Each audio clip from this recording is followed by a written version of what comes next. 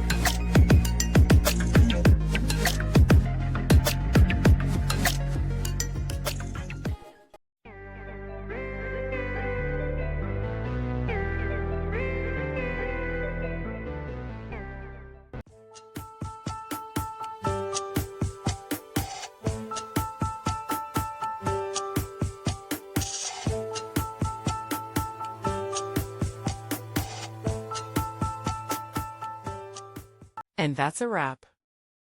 I hope you found the answer you were looking for. If you did, take a second to hit that subscribe button. It really helps out. And let me know in the comments which solution worked best for you. See you next time in the debug zone.